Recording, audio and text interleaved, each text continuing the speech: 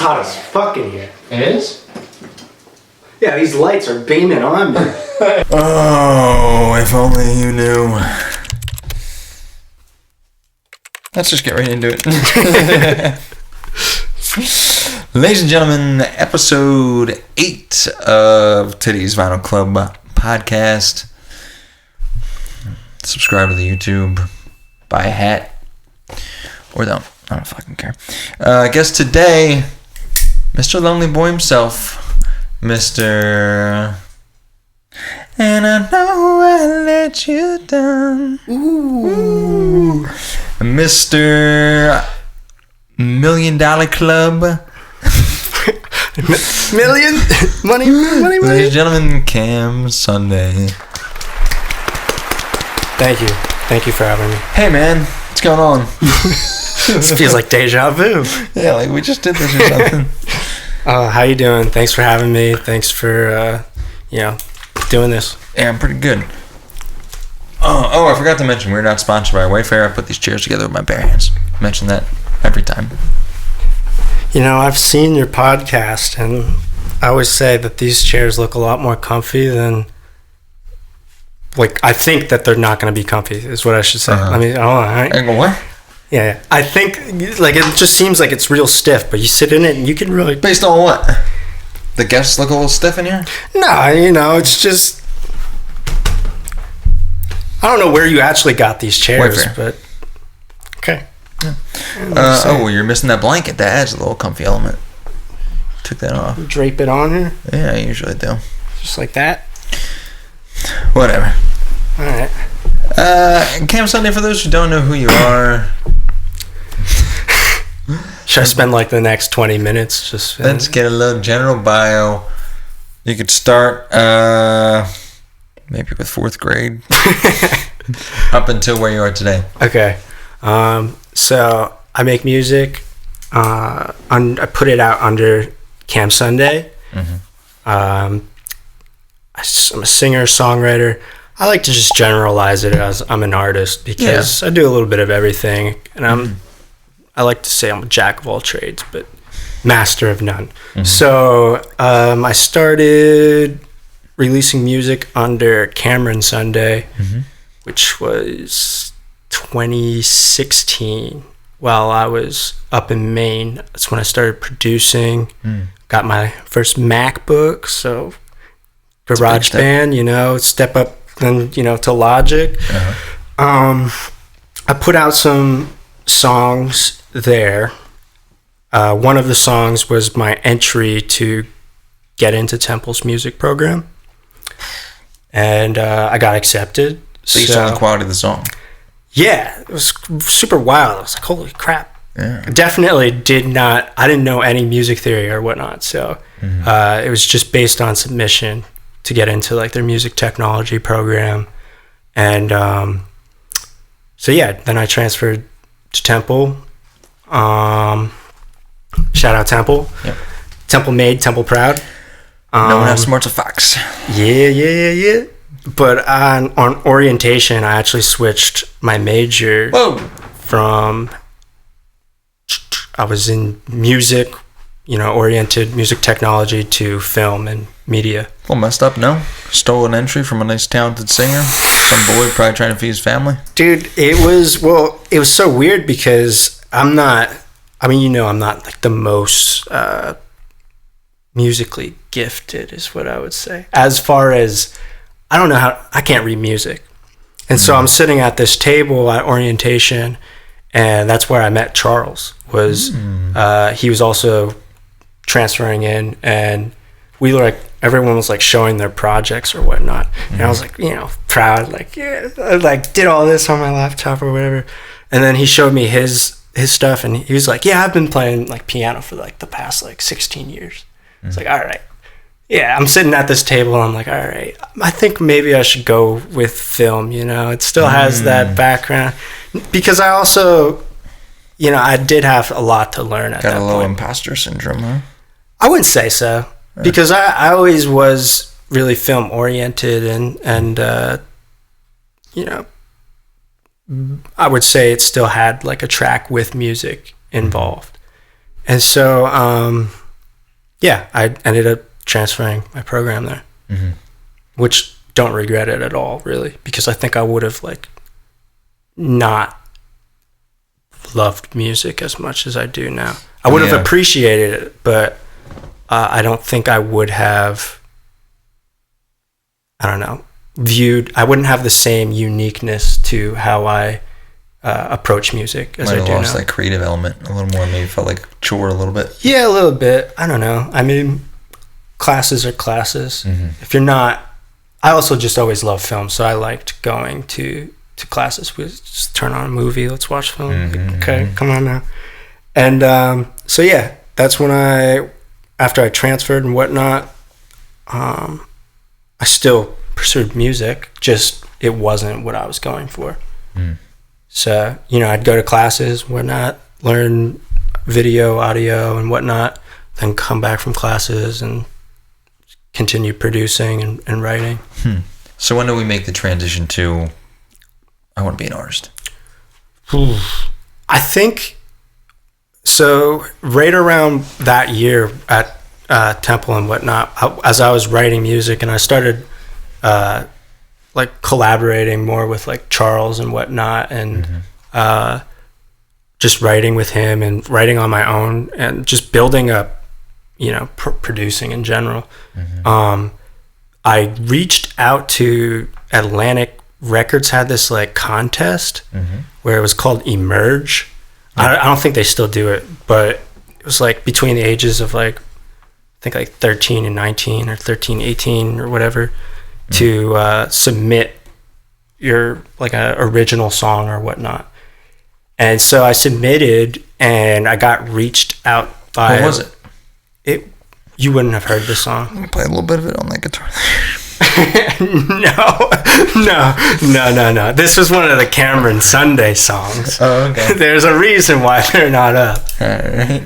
And so, I played one of the songs that I wrote that was just very beginner, whatever. And they reached out to me and they're like, hey, you have like some potential and whatnot. And from there, they introduced me to a couple of different artists, to possibly like work with that were songwriters or vocalists. And like one of them was, I don't know, is it Chantel who sings Impossible? Like Sean Kingston? No. Could you imagine? Dirty Love Anthem. Trying to make this. That would have been, I would have been hyped.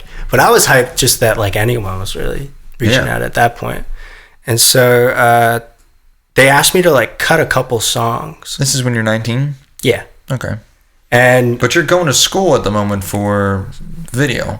Yeah. So you're saying to yourself, maybe I should stick with that music thing. Or you're like, I'm cool doing this on the side. I think I just didn't know where an opportunity or window would really, present itself. With music? Yeah, I was just kind of figuring it out. It's often the case, unfortunately. Yeah, but I'm also, I didn't come from somewhere where, like, you got to the city and whatnot, and I feel like everyone's looking to collaborate. Everyone is open to, trying to create art and whatnot. And so it came a lot easier when I got to the city, but that just was just on a whim of me, like, oh yeah, Atlantic Records looking for their next big artist. And so I talked to this A&R and whatnot.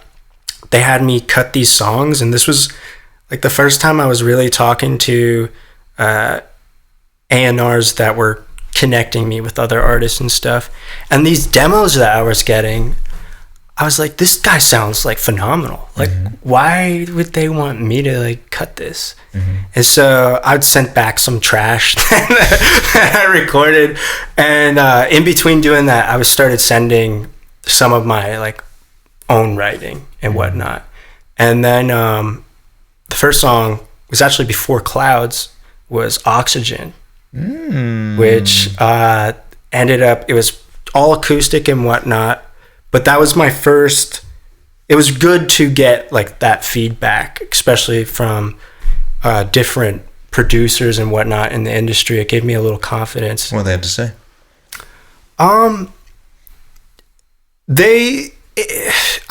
Compared to, they wanted me to cut records. They were like, yeah, the songwriting's cool, whatever, but like might be cool for someone else, whatever. That kind of left me a little jaded. No way. So they liked your sound, liked your look. Yeah, I think it was definitely like, this guy has that pop star kind of vibe. And I was also kind of moving away from that, but I knew that's where I was kind of coexisting within what they were planning to do. Right. And so ultimately I ended up just kind of ghosting them a little bit. Really? Yeah, because I started to be your own artist, right? Yeah, I wanted to, get better at. I enjoyed writing the most, and putting songs together and whatnot. It was satisfying. It was like putting together a puzzle piece, or a puzzle. And so that's when I started to make more songs, and I was getting better with recording my own stuff. And I had a couple demos together, and that's when I reached out to a fellow alumni at Temple, Ben Thomas. Legend. And he just took Clouds, and it's like, I remember leaving there and be like, yeah, I don't think it sounds that different. Oh my gosh. Dude, you play it in the car, and it's like, I remember just sitting there being like embarrassed here, listening back to my demo.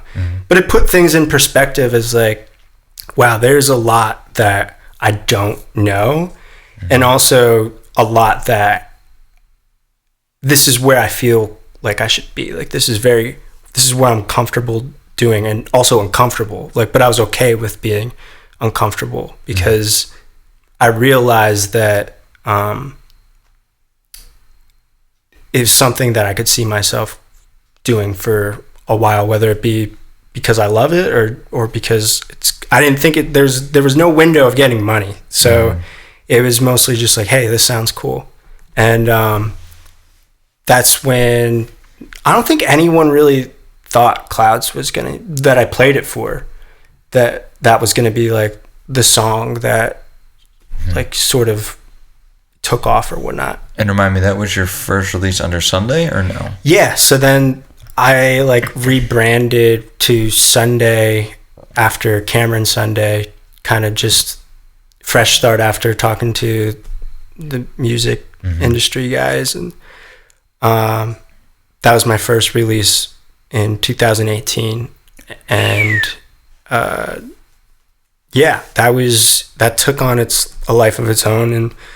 And Cam Broadhurst helped throw together that video. Great video. Love it. I look back on it, and it's just, I don't know. I used to not. I feel like people don't like their biggest song or whatnot, but like their early work too. Yeah, because it is a lot earlier. I think of it as like, wow, like my style's changed, and I sing differently, and I feel like I'm coming into different, voice or whatnot. But I also, there's things that I look back and I'm like, wow, I remember I did this like take for like 2 hours, like this, just this line. And so it's very much, I don't know, a sign of the times, I guess. But yeah, that was my first release of Sunday. And then I didn't come out with music for, like another year. And then I met you in between that. So yeah, because when I met you, I was still kind of putting together the album. Right. I remember coming down to Ocean City. That was towards the end of it, yeah. And you were playing like final mixes, kind of. That week was when I wrote and recorded Dr. Pepper. Dr. Pepper, yep. Almost didn't make the album. Fan favorite though, huh? Yeah, very, very wild. I just was like, yeah, a little interlude, but I think it's something to say that song took the least amount of effort and came the fastest as far as like as far as creation goes. And it is like the second most played on my Spotify. But you know, numbers aside, that's not my favorite of them. Not? No, I mean it's one of them because I like that it's raw. It's like one take. It's just me and guitar, so it's cool. It's compared to like, you know, whole production of like 60 different channels. Yeah. Of stuff. Well, let me ask you a couple questions. First of all, the ascension of Clouds, was it like a slow, steady growth? Was it one day you woke up and there's like 5,000 plays out of nowhere? What was that experience like? It was received like initially by, you know, people I know, my family and friends. It was received very well at first. Its initial response gave me a lot of confidence, and then it kind of died down. So it probably spiked to like first week. I probably had like 100 plays, which I was like, wow, like this is crazy. 3 digits. Yeah, exactly. Because before that, it's like, holy crap. Like my last song's got like 50 plays or whatever. And so then it took, like I would get a couple days, like where it'd be like, oh, I got 10 plays today. And that was over the span of like 6 months where there was just nothing. And I woke up one day and I had like 1,000 views, like plays. And I couldn't figure it out.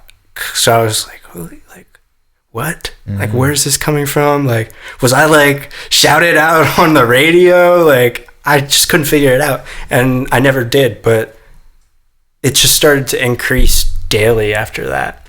And then it, I guess, caught on to people's algorithms and getting into people's Discover Weeklies. That's like a big percentage of my playlist plays, I should say. So. All right. That's good to know. Next question.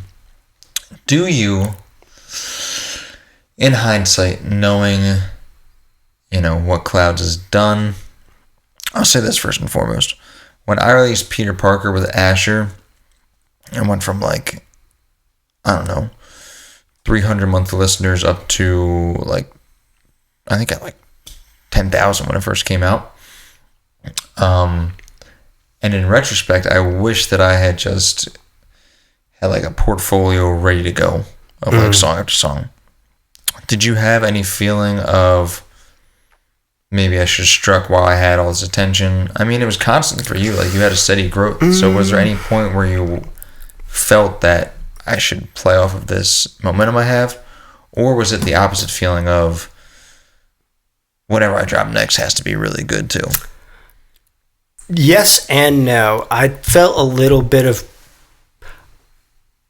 I felt that me not having a discography out was actually helping in my case, because it was like, oh, like this dude has one song and like he's one video up on YouTube, don't really know much about him or whatnot. And at that point I already had other songs written. Like I had the Oxygens, I had the you know, I didn't have Dr. Pepper, but I also had like my portfolio was already being put together. So it's not like I'd put that out and then I was like, oh, I need to write the next song. I already had stuff. It was just like, how can I make this better? Right. How can I keep that going or whatnot?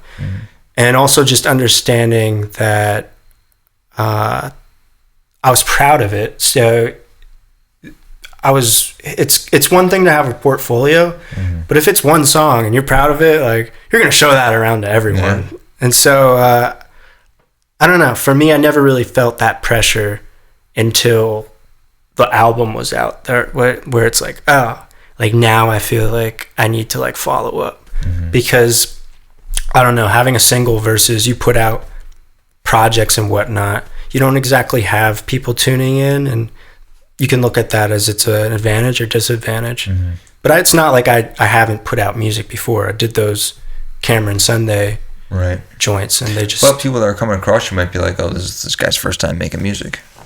I think it was just such a big jump from my prior stuff to Clouds. Was like, oh, wow, like this is actually a sound that is interesting and resonating. Yeah, my songwriting at that point gotten a lot better. That was just my most honest and vulnerable song that I put out, and I felt at the time a lot of people who were my age related to what I was feeling and going through, because you're in college, you're trying to figure out what you want to do, who you want to be, and I think that's why today it's still and why it took that life, because that demographic is, I don't know, like I talk about mental health.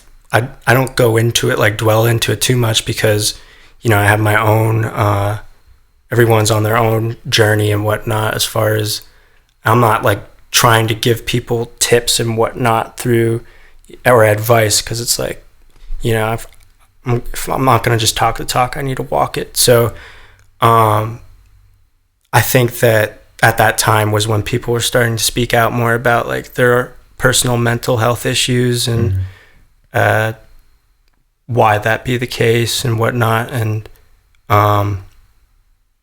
for me, I think that I didn't want all of my music to be centralized around that theme, because there's so much more to talk about in life as well. But I didn't feel pressure is what your question was, right?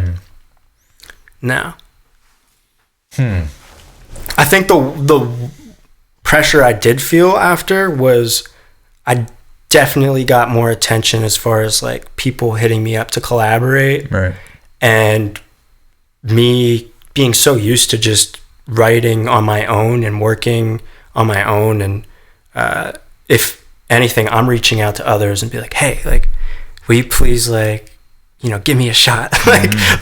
I didn't have a portfolio really though, so having that piece in there and it doing so well made it a lot easier to get my foot in the door with collaborations and just show people like, hey, this is what I'm capable of. And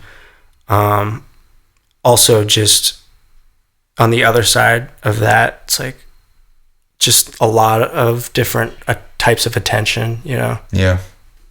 I mean, that can be it's almost like a benchmark or like a verification for people when you've worked with someone or you have a certain song that's reached a certain threshold, because everyone that works with you, they just want to grow themselves, Yeah, I don't think I understood that though. I think it was more, I didn't look at myself as an opportunity or anything. Right. I felt like the same way. Like when I first started, I would hit up people that have like thousands of followers, and I'm like, I can rap. What's the fucking problem? Yeah. It's wild, because I don't understand why that, like, I know people who are so talented with like no listeners. Yeah. None tuned in. And for those, like, it's not that I don't want to, like, I don't think I have like like one song's not a platform. Like, you might get some ears on your music and whatnot, but also I feel like a lot of the people that were hitting me up weren't exactly hitting me up for features. It was more just like, how did you like do this type of stuff, or like, how did you get this many plays? Like, I like had the blueprint, right? And I feel like everyone's on their own, making their own blueprint, or at least they should be, because I don't know. I think it was just about making stuff and throwing it out there and seeing if it did have any life behind it. So, first album comes out 2019. Yeah. And where does Lonely Boy tie into it? How did the brand did it come about at the same time? Was it kind of synonymous with Sunday? Yeah, that's a good question. So Lonely Boy, the whole reason Lonely Boy started was because of my sort of like, like I'm kind of just, because Atlantic Records was my second like run-in with labels. And so I was like, these like A&Rs and whatever, like playing with my dreams. And so I was like, I'm gonna do it on my own and whatnot. So Lonely Boy records was like, you go on DistroKid and you have to put out like your label or whatever, and that's just what I chose. And it was just symbolic of like, like I'm gonna do this independently. And that didn't necessarily mean like I'm gonna do everything by myself, but it meant like I'm gonna have control in this. And it was also because at film school we watched a Paul Anka documentary, and it was titled Lonely Boy. And so there was a little like parallels there. Yeah. So yeah, he's a Jersey guy. Is that right? Yeah. I don't know where in Jersey, but he's Jersey. We love Jersey around here. So, you formed Lonely Boy. Yeah. Did you want to talk at all about, so was there anything aside from the independent record label aspect of Lonely Boy? Like, where did you see that going, or where do you see it going from now? So, when I first came out with the idea of Lonely Boy, it was like, this is my record company. And then I also had like this, I didn't want to be in a record company, and I didn't want to glorify record companies. It was more just like, because I didn't want to like just sign artists, and I didn't like, I wanted to be an artist and whatnot. And so for me, what it ultimately came to be was more of a collaborative and I want to say like developmental, like artist development, and because that's what all I was doing was just putting myself out there. And so whatever I was doing was what I was connecting with others. So everyone was trying to build up as an artist, and eventually it just became to be like I wouldn't call it a label, but I would say more of a collective of like-minded individuals, artists, creators. I mean, shout out Chuck. I've met him in like one of my elective courses or whatnot. Yeah. And I saw him like tapping his pencil and whatnot. I was like, I wonder if this guy makes music. Interesting. So that's how you met Chuck Acid? Yeah. And so I asked him like, hey, do you make music? And he gave me like he had like a business card with like his production and stuff on. I was like, oh shit. Like, and so I checked his stuff out. I think it was, he just put out Pace, which was sick video. Yeah. And I was like, holy crap, this is an artist. Like, this is crazy. And so when I met him, though, I remember showing him my music and whatnot, and it was under it was the Cameron Sunday stuff. And so he got a unique perspective of seeing me kind of like make that jump between like, oh, this is someone who wants to do music, and this is someone who's doing music. Yeah. And for me, I always just saw Chuck as, this is someone who's doing music. Yeah. And that was, to this day, like something that I think I don't try to do when other artists reach out to me and share their music and whatnot. But I think that like when I listen to your stuff for the first time, it's like, oh, he's doing music. He's making music. And I think one of the songs that I heard was like Cafe in Paris. Yeah. And I was like, oh, this guy, he's like, and the mix sounded great too. At that point, I had an idea of where the quality should be and where that should lie. So, yeah. I'm trying to figure out the timeline. Like, because I met Chuck, I think he hit me up on Instagram. But there was no connection between me and you at that point. No, I think that... No, there's no way that I independently met Chuck and then independently met you when you already knew him. Is that what happened? So I guess we both met him independently. Which is just to say how close-knitted that music community is around Temple. And Temple too. He was a Temple student, which I don't think I knew before until he came on the pod. Yeah. So it's just cool. It's cool that it just goes to show that you can really you just have to put yourself out there and say, hey, like, I make music. And yeah, that's one of the things we were talking about, because Chuck performs so much. Yeah, great performer too. Really good performer. Yeah. He was the first person I saw and almost had that same feeling of just like, oh, this guy's like, got it. Like, this guy's meant to do this shit. But we were talking about just I guess the benefit of creating as many opportunities for yourself as you can. Because he was performing in New York, and that's how he got like the On the Radar gig that he did.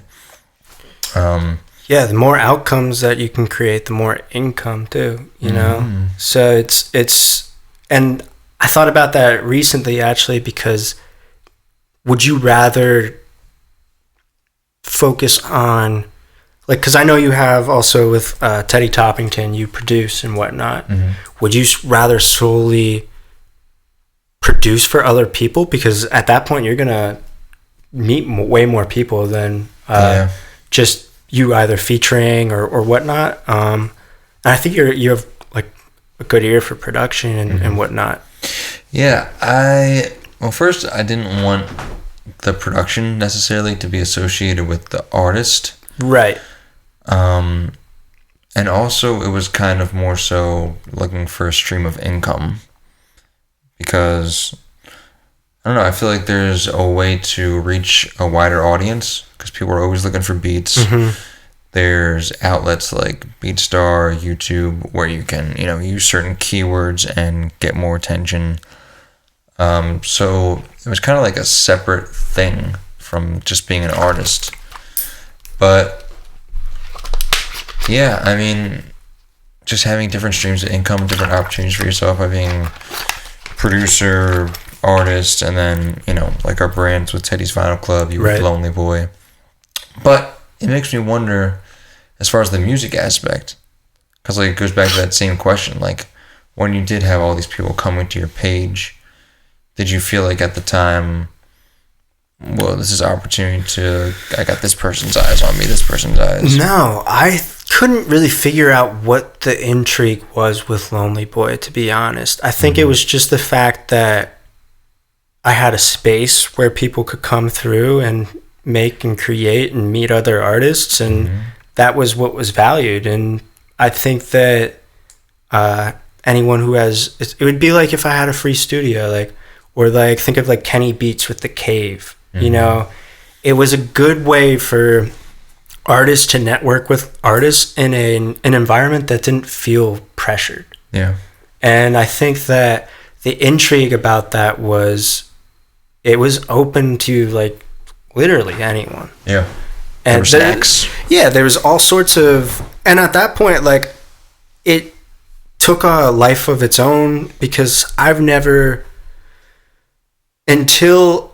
always listened to rap and hip hop, but until I got to Temple and was in Philly and working with other artists, I felt as though everyone was rapping or producing and making hip hop music, and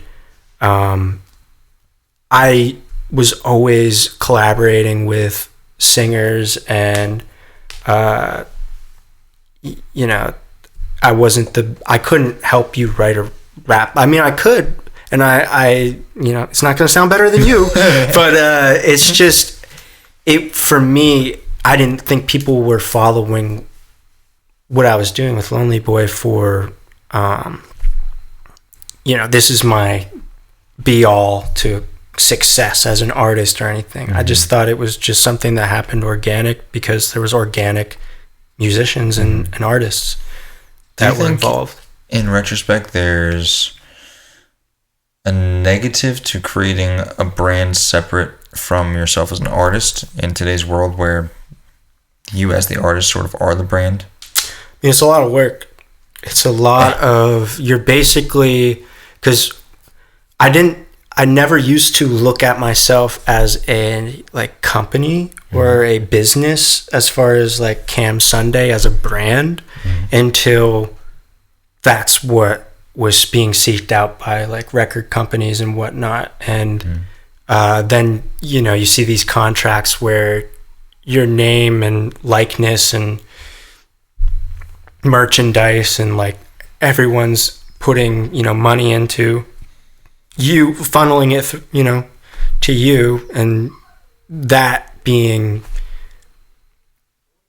more than a full-time job. Like, it just, I don't know. For me, I always ran into the trouble with, I was either doing Lonely Boy or I was doing music, Right. like, for myself. And the thing was, it was trying to find that balance.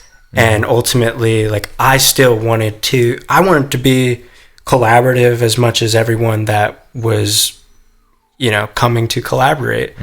And so then also it's like, well, I don't want to, like, I want people to collaborate with me too. So but I'm not trying to make it like a dictatorship of like, no, yeah, it's I'm on the chorus type thing. So it's just kind of also, when working with artists that are still developing, I wanted to share that knowledge that I did. I wasn't like gatekeeping or anything. It's just, some people really didn't know what it was that they wanted and what they were looking for, besides, here's an opportunity to make and create. And that's where the value was placed. So as far as like the uniqueness with Teddy's Vinyl Club and whatnot, I think what you're doing is,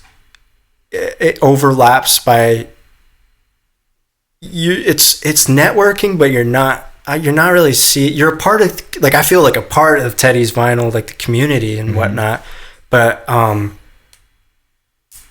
it's giving me an opportunity to learn about these other artists, and you're giving a platform of some sort, which is what labels, like, I think, try to say that they're doing. Yeah.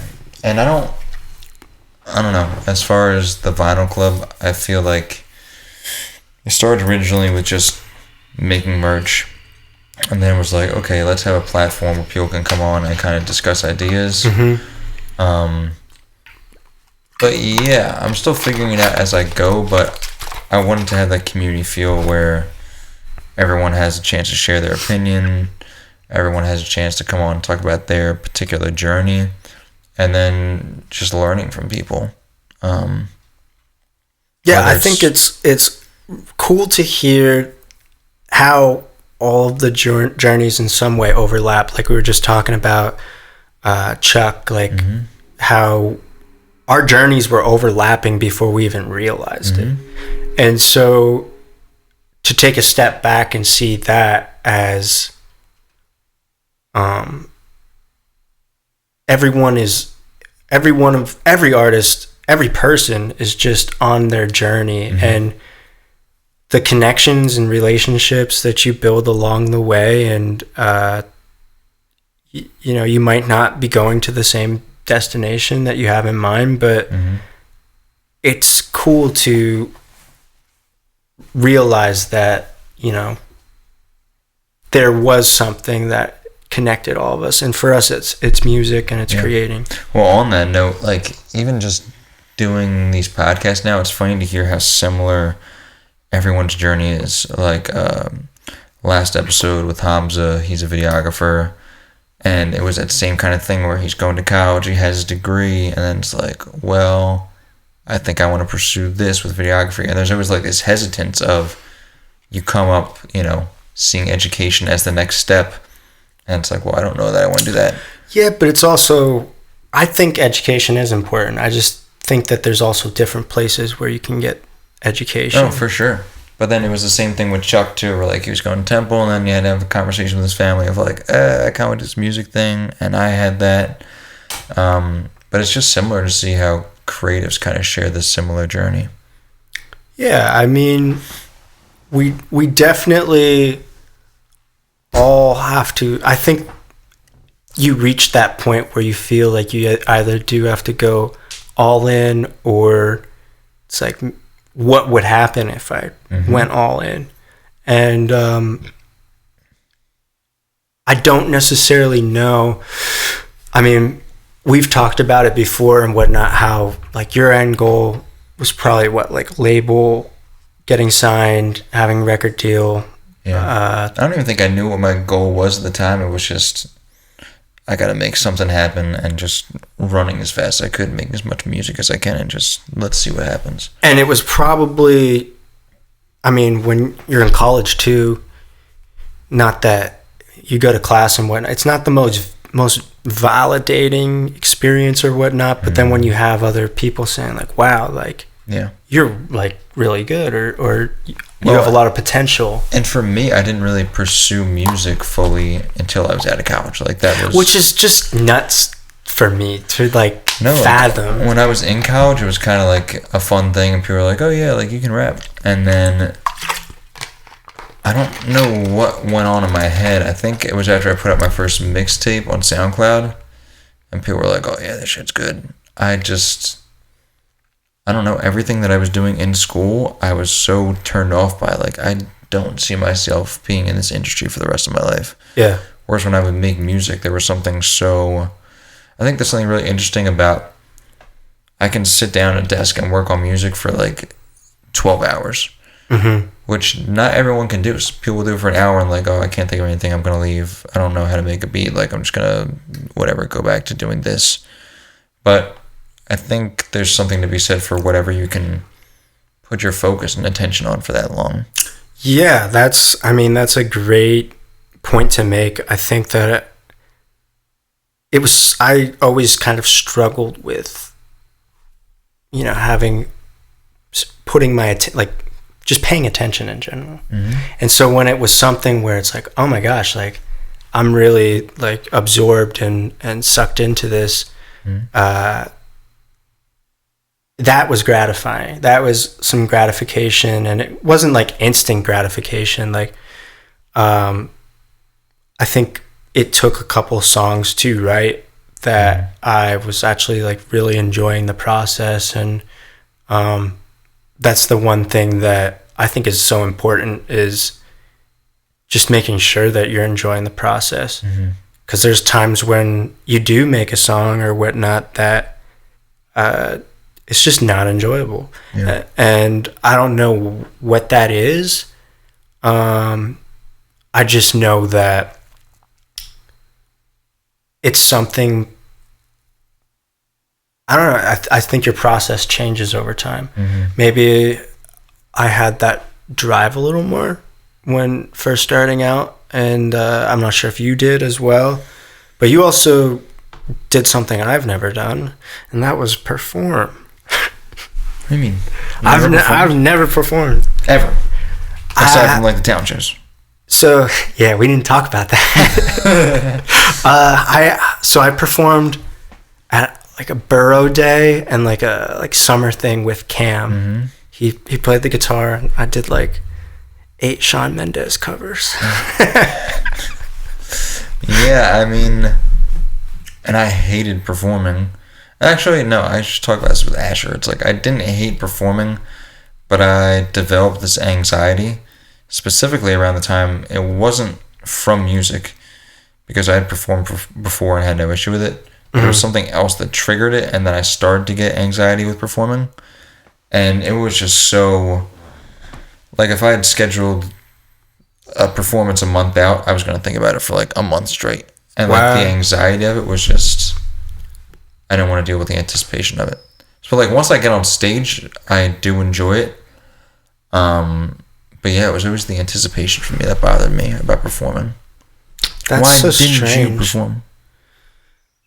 I feel like, so around the time with Clouds and whatnot, I wasn't just gonna do one show of one song. And so, I mean, I don't know anyone that's done that. I just didn't have the material, I don't think. And so then by the time, Nostalgic Ave and whatnot was out, a couple months after that, COVID happened. And oh yeah, big time.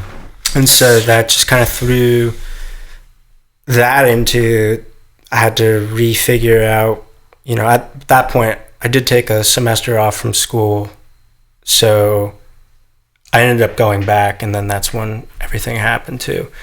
But after COVID hit, that's when, I was reached out to by like other managers and some other label opportunities and stuff that ultimately just didn't see, an agreement on the terms of stuff. So Um, and then like I kind of just started to think, well, like maybe the label thing's not my thing. Yeah. But it's a little different than yours because I think with your situation, you were already, would you say you were established at that point or? No, not at all. No. Did you have any music out? Yeah, so I was releasing singles. What happened was they found my SoundCloud. Yeah. I'm like, oh, who is this guy from Jersey? Like, link us to him, whatever. That's nuts. That must have been like hype of SoundCloud. Yeah, it was like 2018. Yeah. And I went to sleep that night, and I was on, Boyd hit me up and was like, yo, man, you gotta go on Twitter. This girl's trying to find you. Like, I had like, I don't know, 100 mentions of whatever this SoundCloud link that I put up. That's crazy. Yeah, I don't know how I was found in the first place. So I had just a bunch of singles. There was no... Well, I had a mixtape up, but there was no album. There was very few videos. It was cool experience in that sense that it was based solely on just music. Was it a specific song that really took off or that people gravitated to? Or No. And I mean, I have one song on SoundCloud that got playlisted by the record label. That song, Love, which is like a Daniel Caesar sample. Yeah. Love me, love me, love me. And... which I can't get on streaming services for that reason. You have to clear that. Yeah. But yeah, that one has like, I don't know, I want to say like 25,000 streams or something like that. But besides that, no, it was just, there was nothing that really stood out. Yeah. I don't know what it was. It's just so, I think that's like a testament to if you make something and put it out, it'll find the right ears. If those are the right ears. And at the time, it probably felt like, holy crap, I'm going to Hollywood. Yeah. Yeah. It was very much just like, I don't even know what to make of this. And I always say, like, it happened so quickly into me dropping out of college and pursuing music. It was just like, fuck it, I'll get another record deal. Like, this didn't take too much work. You never had any other opportunities or no? No, just like, I don't know, there's like small independent labels that hit you up and like, hey, we'd like to sign you as an artist. But yeah, that was the only real like industry thing I had. Or like I was actually going to New York and like, oh, fucking Wale's here. Like, it was like, pick up my dinner tab. Right. Dude, that was actually one of the first things. So me and my manager at the time, Lou, we went out and she was like, oh, meet us at this restaurant in New York. And it was like 10 o'clock at night. Like, first of all, who eats dinner then? And she was like an hour late. And like when she came in, she was on the phone with Kanye's label, like talking about some 070 What, good music? Yeah. Wow. Like going back and forth about like 070 Shake being mentioned on Spotify or something, like getting her credits. So it was just like a wild experience to stand there and like, oh, she's on the phone with fucking good music. Yeah. Like, I'm at this restaurant in New York. And I remember we got like Octopus and just like whatever, like ran up a fucking tab. Dude, what is with these A&Rs, man? I don't know, man. I think it's just a system where you're constantly looking for what's going to make a profit for you. Yeah. And that's what I always say. Like, the record deal was so shitty itself that when I started to make stipulations like, oh, I want to be able to perform, I want to be able to release songs non-profit, they just kind of look at you like, you don't have a leg to stand on. Like, we're making you the offer. We'll find someone else. Do you think if you were just like, if you would have just, like, I can't imagine, I wonder if you imagine what your music would have sounded like. No, I don't think it would have been good. Or do you think you would have been more like songwriting? Like, you would have been writing stuff for, like, 00 Shake and, like... 070 Shake. Oh, yeah. But... 007, she's a secret agent. But, I think...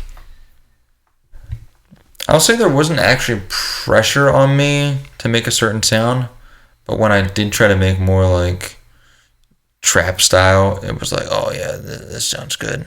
which I was just like, this isn't me. That was right around when, like Bryson Tiller, like Travis Scott was real hot, and it was just like, ride that wave. Yeah, when I did South by Southwest, it was Shaq West performed. Like when they just come out with that song, Obama. And I was like, what the fuck is this shit? Dude, that song goes crazy up at Penn State. They still play that. It was crazy everywhere, man. Yeah. When Obama was when he was a Sixer. Yeah. After every basket. Bama. That was sick. Well, on the topic of process and the relationships you make, how important is relationships and just the circle that you surround yourself with when it comes to music? So, I mean, I've talked about this with you off camera and stuff, but I think that you have to surround yourself with people that you know are going to be honest with you, because at the end of the day, you have to be honest with yourself first. Yeah. And that's because so much of music is your opinion, and it's art. All the art is subjective, but you can pretty much tell someone when something just does not sound good. But if no one knows why, or like I've shared a music video with you and I was like, I'm pretty sure this isn't good.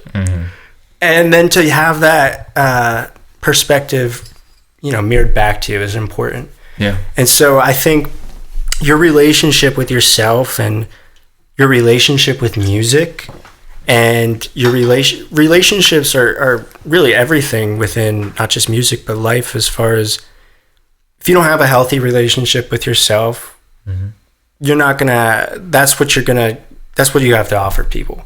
So for me, I built up pretty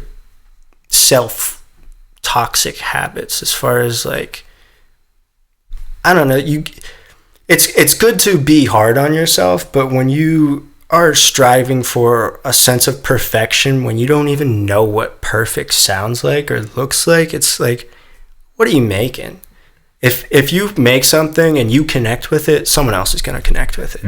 And so you have to really just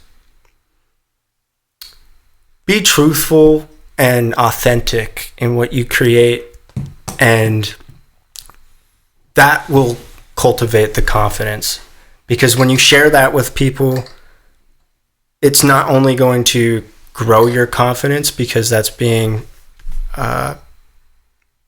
relayed back to you, and you're also going to learn more because your taste is going to change. And I think that's what a lot of people have to offer when creating anything is, is this good or not? Because if you surround yourself with people that say everything's good because they're in the sake of preserving your feelings, no one wants to be told something's bad, but that's where all the growth is, because then you get to find out, well, why could it be better? And that's a key component into growth and self and eliminating doubt. So yeah, I know that you're someone who really I can share something with, and I'm going to get a true, honest perspective. And so there's, I can probably count it on just like one hand of people that I know aren't going to. Some people, I don't know what's worse, someone thinking something that's bad is good, or them telling you because they don't want to hurt your feelings or whatnot. And so, yeah, I think that it's good to, I always think of this movie Whiplash by classic Damien Chazelle, and there's a line in there where he's like, are you rushing or are you dragging? And then no, that's another scene. The scene is the scene is where on my fucking time. yeah the scene is where he calls out there's an out of tune player in the room. It makes them all play. Yeah, and he said, well, either you're deliberately playing out of tune to fuck up my band, or you don't know that you're playing out of tune, which is way worse. And so you have to have a good relationship with yourself to share that with others. And yeah, I think that's a growing thing. I think that happens throughout life. I don't think it's like, check in with yourself. I think early on in my music career, I almost used to look for people that would give positive feedback. Like, you're looking for people to validate you and tell you something is good. Right, but who are you looking to hear that from? Exactly. And I feel like I used to also find... Because Joe Schmo at the grocery store telling you that, Right. Quit your stick to your day job. Like, like that's... unless they Joe Schmo makes some fire ass music. I was gonna say music. Yeah. He could make. Hey, the hoagie business and music. There's some correlation there. But I used to, I think, take comfort when I heard people that were in the same situation as me. It's like, oh, you're making music and like you haven't gotten your break yet. You're whatever, struggling through an album, whatever it was, and you almost find comfort in people being in the same situation as you.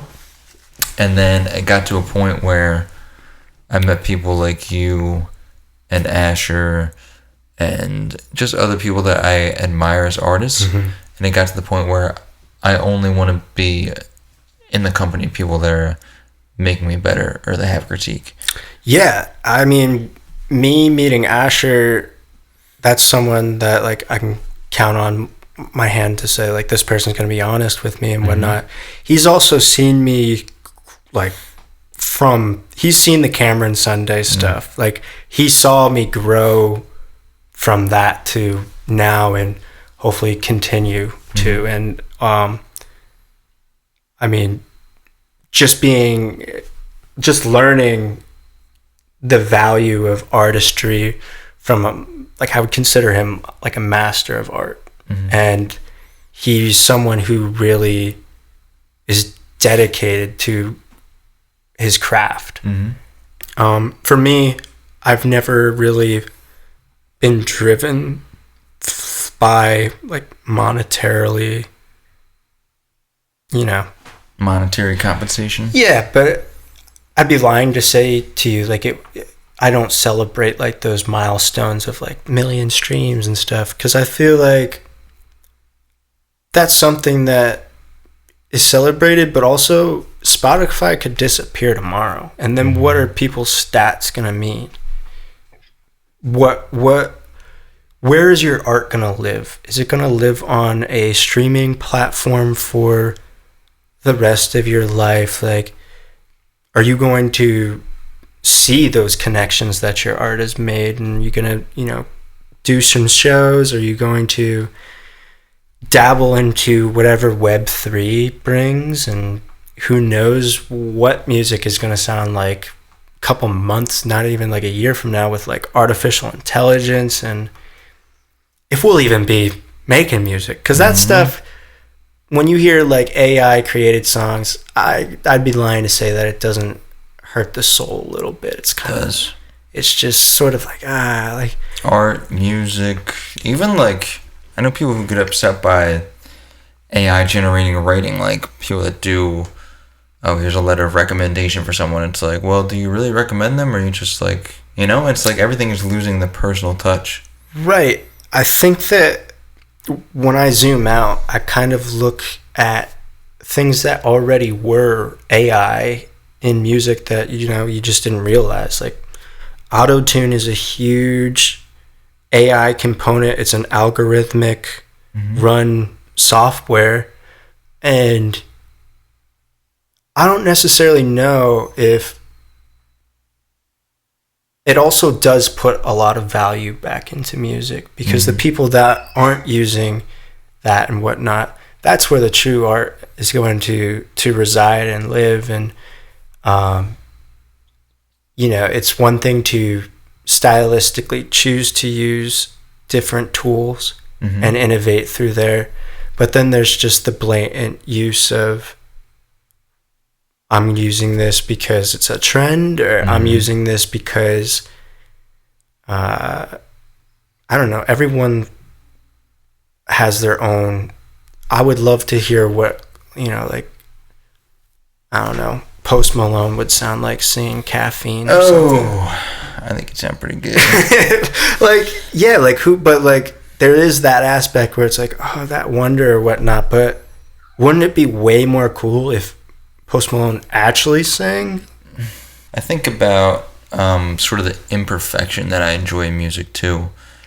I think like Chance is one that comes to mind, where a lot of times he'll kind of incorporate melodies into his songs, and like it's imperfect, like he's a little he doesn't flat have like a and great singing voice, but it's, like there's it's no so unique. auto-tune on it, and like you appreciate that part of it.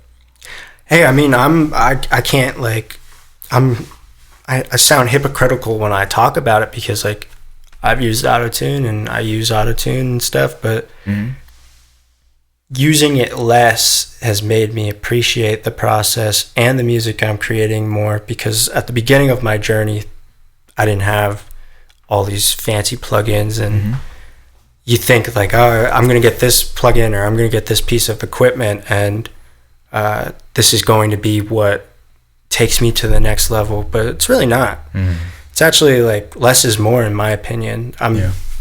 So I just started this weekly posting of writer's block. Yes, the writer's block. Yeah. Talk about it. It's just me, every Sunday I sit down and I make sure that I just create something, and I limit it to around a minute, because that's the length that you can post on Instagram and whatnot. And if I go over, I'll put it on YouTube and whatnot. But it's just gotten me. Minute and a half now on Instagram. Yeah. I think so. No, really? Yeah. Oh, maybe if it's reels. Gotta be real. We can just post? Yeah. Why? I don't know, but I don't think it works on the algorithm, because I don't like posting. I like keeping the dimensions of the video. Oh, because you're shooting in landscape. Yeah. I don't know. And I struggle with that here. For me, it's not to catch the algorithm. Like, that's not why I'm doing it. I've tried making content like that. Like when I ran for 80 days straight. You were doing it? It worked. Yeah. But it's like, I don't want to be known as the guy that just ran till a song like caught the radio or something. Yeah.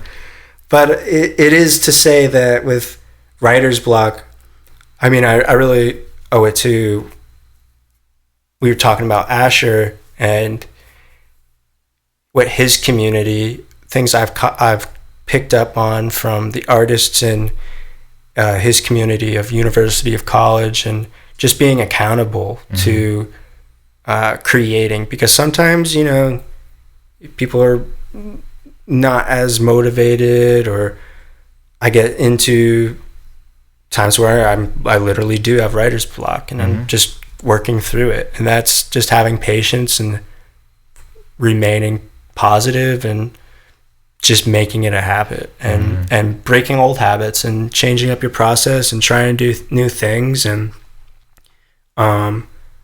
that's going to be uncomfortable at first, but as long as you keep at it, I think that's what I'm hoping. I don't know. I'm just out here winging it. Like, no, I think I don't know. Like, well, it'll lead into another question I wanted to ask you, and this could be the last one. But as someone who wrote a very conceptual album, me and you both actually, do you find yourself stuck in writing patterns of using certain words and certain melodies maybe? And if so, how do you break yourself out of that? So that's a good question, because what I think I've done is, that album meant so much to me because it got me through some tougher times, and just really, it's your first album, so I feel like it's gonna mean a lot and whatnot to you, and you have your whole life to put out your first project. And so I think I found it's like, oh, what other people are coming to me for like, you created this blueprint. It's like, I find myself being like creating the same blueprint when it's just boring. It's just, you know, you have to experiment with different instruments, different ways of recording, and you have to listen to a lot of music. Mm-hmm. You have to just kind of forget that you made something and come up with a whole different process and whatnot on its own. I think getting analog gear, like I've been going to like auctions and whatnot to try and get like, I don't know, just different instruments to discover new sounds, and also just listening to your audience and their feedback. There's a reason why I think Clouds, Dr. Pepper, and Caffeine are like my 3 top songs, and it's because a lot of them have live instrumentation, and you know, I'm not utilizing auto-tune and stuff. It's my most raw music. Yeah. So if I were to just ignore that, I think that it's me ignoring the qualities of my authenticity. Mm-hmm. Yeah. So I mean, I talk about it all the time, but like, you know, MF Doom, it was like almost his signature, like that. The mixes were never great. It almost sounded like he was recording on a live mic. I don't know what he was doing, but there's an appreciation for that, and I think it depends on sort of building your personality or your aesthetic around that. But depending on who you are as an artist, it can be almost more appreciated. I mean, people are making full, like, Billboard charting songs off of their phones now. Right. So, Steve Lacy. Yeah, Steve Lacy. I know David, the D4 VD. I don't know if you've heard of him. BandLab, you know. It's just... no, I'm not familiar. It's newer, you know. Maybe if I heard a little something. It's I don't know. I think that it's just a testament of just trying different stuff, and your first project is, I don't know. I guess I had a question for you for your first project versus. I know. You know, how do you feel about albums versus singles? I have always been a fan of albums. I like just the compilation of one cohesive concept. Mm-hmm. Like whenever I make a project, I like it to be cohesive around a certain period of time being talked about, or whether it's a relationship or whatever it is. I like to have some cohesiveness. Right. But also I think it's just the times we're in now where people maybe don't want to sit down and listen to a full project if they don't know who you are. Right. So there's something to creating singles and staying relevant and staying in people's ears and whatever, doing a video for every song and being able to promote every song individually.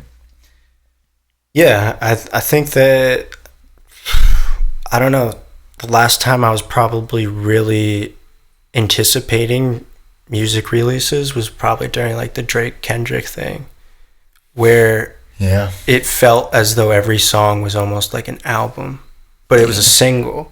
Even then though, I'll admit, like, I don't know if I'm like getting old for beefs or something, but I was just like, these guys are too old for this. I think it was mostly just because, I mean, like them or don't like them, like Drake just makes like hits and whatnot, and then like Kendrick just hasn't put out music and whatnot, so it was just an exciting time, like getting the quick releases. I got a couple quick questions for you before we go, a couple quick hitters if you will. Okay.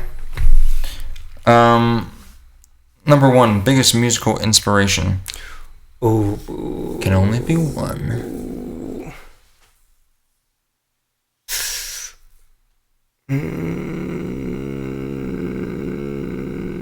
If you would have asked me a couple years ago, it would have been different, but I think now it's just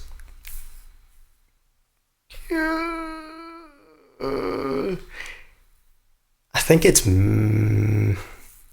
it's Mac, but it's mostly just he's been one of my biggest influences within the last couple of years. But before that, I was super into Frank. I thought you were gonna say Claro. Dude, Charm is Fire. New album. Haven't listened. So good. So good. It was I don't know. I don't like to say that I have like just one because I look into different artists for different traits. Like for instance, Tyler, I like love Tyler's production, and I think that as a songwriter, like I look at Mac and I think that he's just so versatile within creating like a very hip hop rap influence project, and then like Bob Dylan, like singer songwriter, Jack Johnson kind of vibe, and Jack Johnson's another pretty big inspiration as far as just acoustic and singer songwriter. Question number 2. Thoughts on Ricky Martin? Ricky Martin? Yeah. She will wear you out. Indifferent? I don't know who Ricky Martin is. Maybe a bigger problem. What? Living la vida loca, come on. Oh, okay, I know that. You should have started out there. I don't really have an opinion. Latin America's gonna rip you apart. Shit. Favorite line you've ever written? I'm so in my head, but sure in my heart. Yeah? I don't know. It's usually the simple lines for me that... I mean, that's a good one. It's between that or... I don't know. I think the best lines are unwritten. All right. Going Natasha Bedingfield on me. Can you guess, Camp Sunday, 3 of the artists in your Spotify fans also like section? Ooh, you're up there. I've seen... Number 1 on the list. Yeah. Probably Mac Backwards. Mac Backwards, number 2. And then... Come on. Asher might be there. No Asher.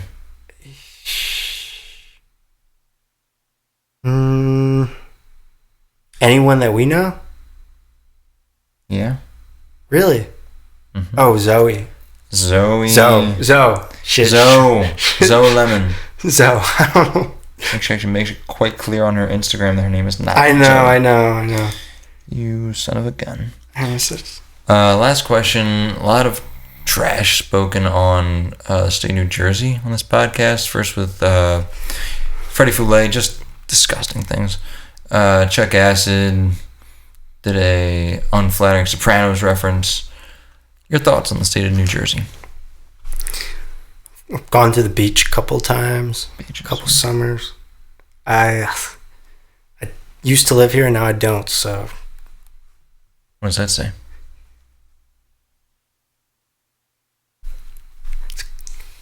They've got good bagels. Mm-hmm. good bagels. Dude, good No, I bagels. like Jersey. I feel like it does get a little bad rep. Yeah. You know? I was kind of rooting, a little controversial, but I was kind of rooting for the Sixers to go over to Camden. Oh, why? Dude, did you see the... I mean, the Center City is not good. No, yeah. But the actual, plans and whatnot, dude, that looks sick. That looks awesome.